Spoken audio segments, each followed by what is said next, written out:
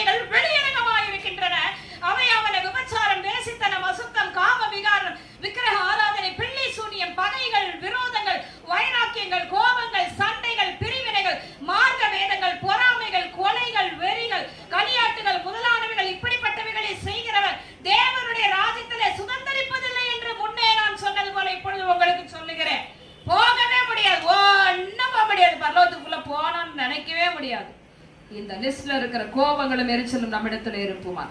எல்லாரும் முழங்கால் படியிடுங்க. நேரம் இல்லை, எனக்கு நேரமே போதல. விசனத்தோடு தான் நான் முடிக்கிறேன்.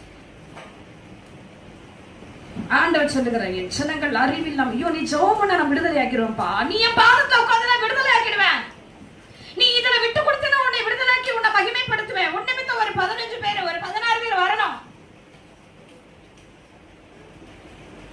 நீயே அழுது கண்ணீர் வடிக்கும் பொழுது ஆண்டவர் என்னங்க இல்லைங்க இன்னும் அப்படிதாங்க இருக்கிறோம், அப்படியா உன்னை விட்டு 10 அடி விலகி போவோம். என் ஆண்டவர் நான் ஆராதிக்கிற தேவன் சர்வ வல்லமையுள்ள தேவனாகிய கர்த்தர், அவரால் செய்யாத காரியம் ஒன்று உண்டோ? உங்களுக்கு செஞ்ச அற்புதங்களை ஒரு நிமிஷம் நீங்க நினைச்சு பாருங்க. அப்பதான் உங்களுக்கு அந்த வல்லமை தெரியும். அந்த வல்லமை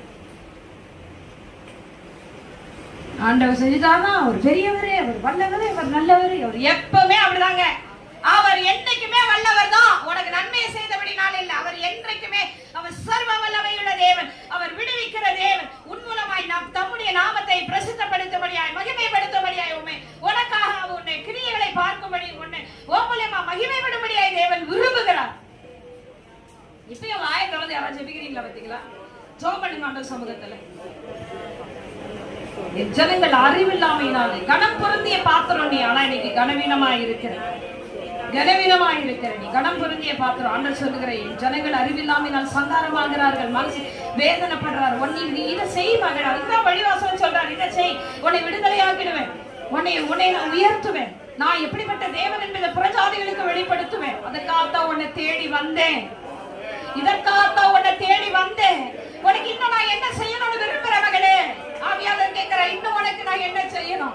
உன்னை சுத்தி வேலி அடைச்சேனே, வேலி இல்லாத இருந்த உன்னை வேலி அடைச்சேனே, கற்கள் உள்ள உன்னை சுற்றில இருக்கிற கற்களை பொறுக்கி எடுத்து உன்னை நல்ல தோட்டத்துல நிலை நிறுத்தி வச்சிருக்கிறேன்.